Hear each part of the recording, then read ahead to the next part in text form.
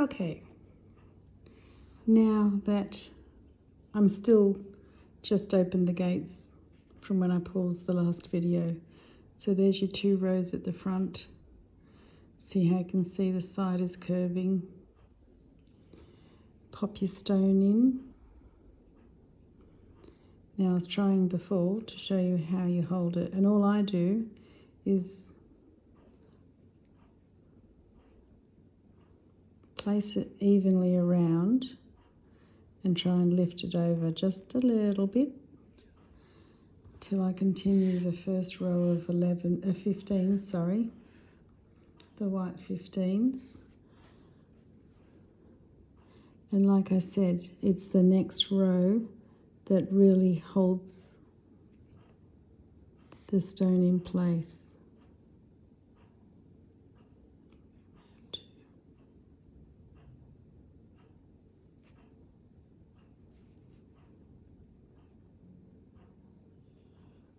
I can't tell if I've got 1 or 2 there. Get out of my way.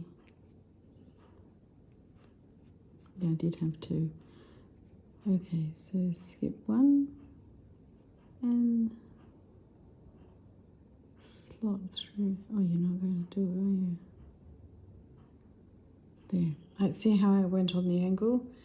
If you're having trouble with picking up the next one, you go on an angle, and that avoids going through 2 beads.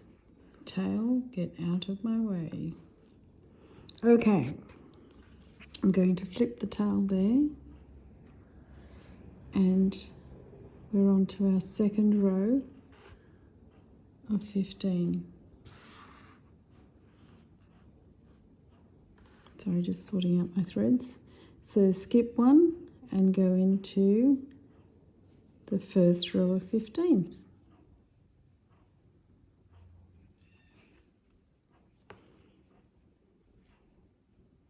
See, it's still wiggling.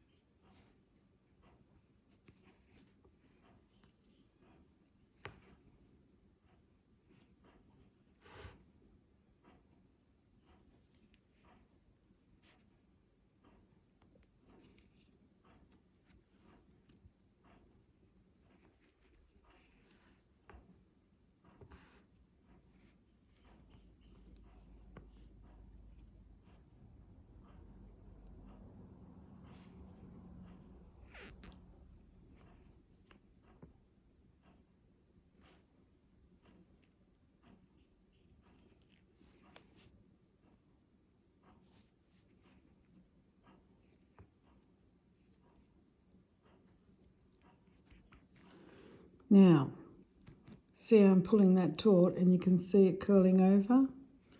It will keep slipping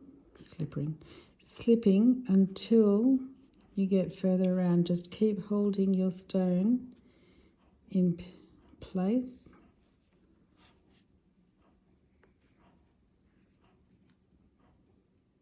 Because this is where, once you start pulling it taut and coming around to the other side, if you don't have your stone in place, you will never get it in there. Oh, she's twisting. See how that's curling over?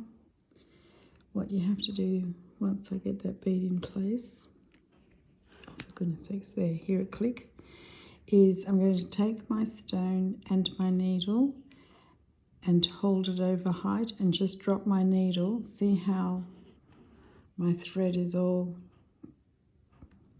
curling from going in and out? You just hold your thread, drop the crystal so it's a weight, or the beading, and it will untwine.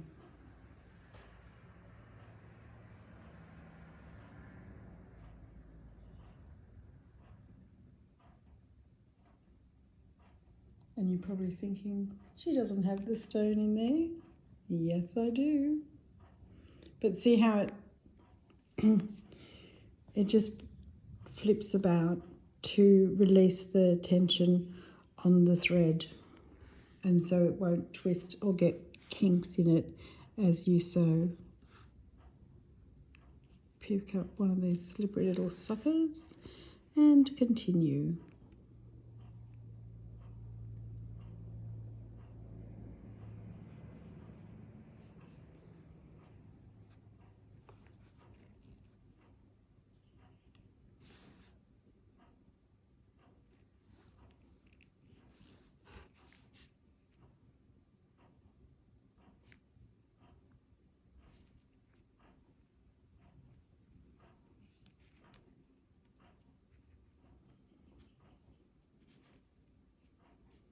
I'm just maintaining that the pink beads, the size 11s, are sitting on the bezel of the stone whilst I give it a little tug and then continue. So it's about every 4 or 5 so beads that you just tighten gently.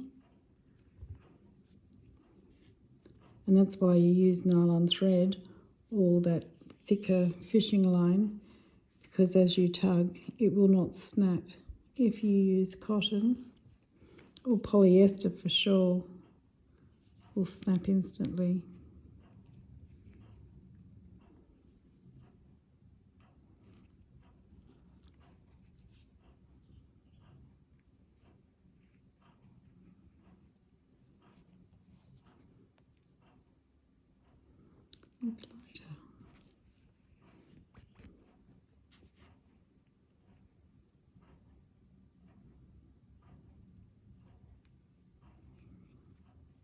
I'll just open my hand so you can see where we're at. So the bezel is sitting in there, but until I get to the end and finish this second row of 15s, will it not be secure. So at any given point, as you go around, it can pop out. That's why I maintain 2 fingers on the front, and I'm holding the actual beadwork more so than the stone, and my thumb is always holding the stone to keep it pushed in.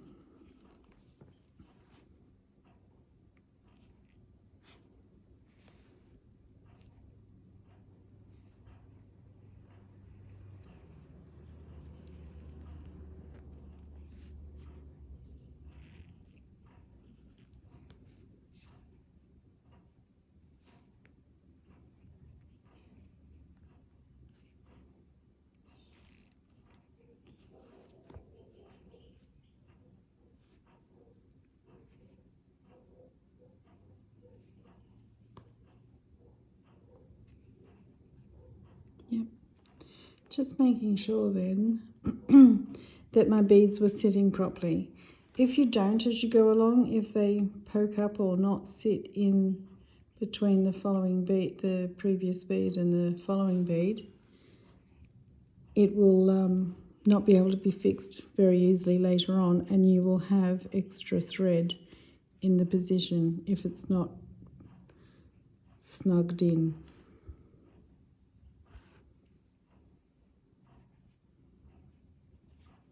Now this is where it's, see how I've just rolled that towards the back, because this is where, as you pull the thread, you're at the point of no return, where once or if that crystal pops out, you won't be able to get it back in.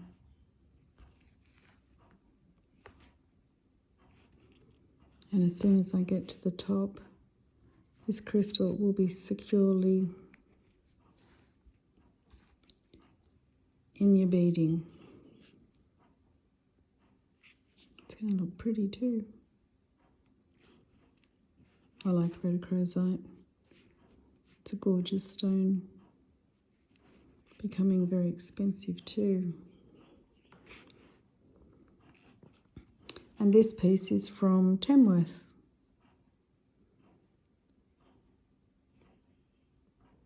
And the lady who taught me silver, or silversmith, made me go and learn what type of 3 different rhodochrosites there were, or rhodostones she called them. So there is rhodochrosite, rhodochrosite, which is pink and white, rhodonite, which is pink and black, and then rhodolite, which is just pink. Now see how that's forming over the edge? And I'm coming up, so that's nearly sitting in place. See? So I'm going to come up this straight.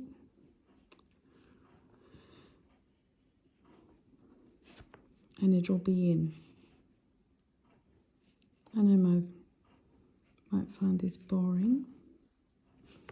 I'm not a great entertainer.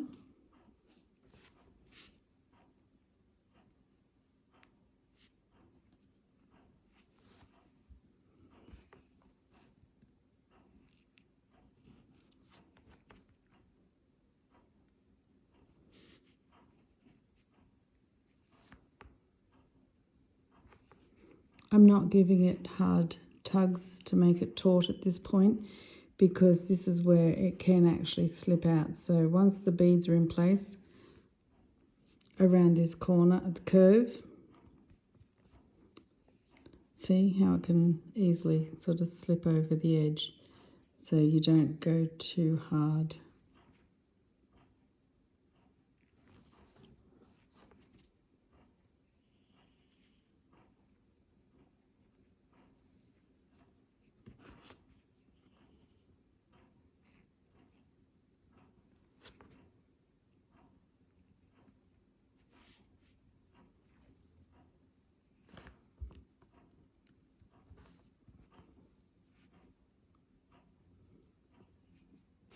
Now making sure she's nesting on the pink and not too far over. Give a slight tug.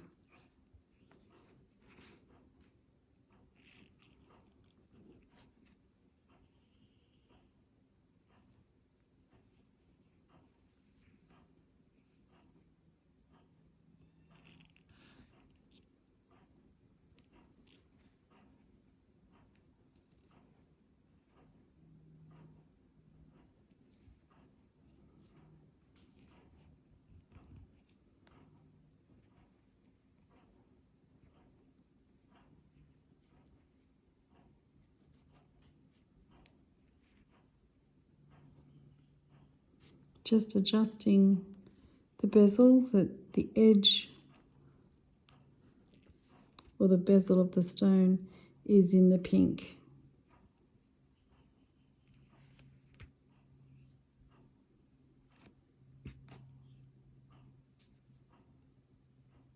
See how that edge starts to poke out? Make sure she's wrapped around, and then put in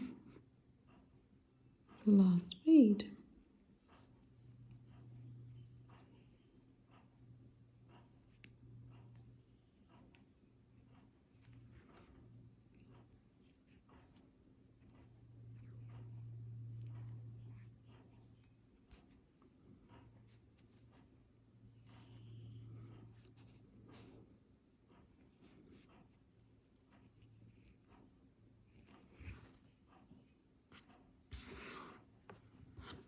Get out of my way, tail. Okay, so I've just made sure I'm manoeuvring that she's around. On this stone, I would actually recommend, because there's still some slight movement, doing a third row of 15s on the back. But as you can hopefully see that, it is in. It is there. So see how it's slightly, and this is the thing, when stones are polished, especially my ones, they're not always 100% even. Don't fiddle too much. I will definitely put a third row on the back because she's not holding exactly. And this is why on one of those stones, this is similar to one of those other ones that I showed you, where you can even go across the back in a pattern to make sure it holds in place. But that's the principle, and that's done.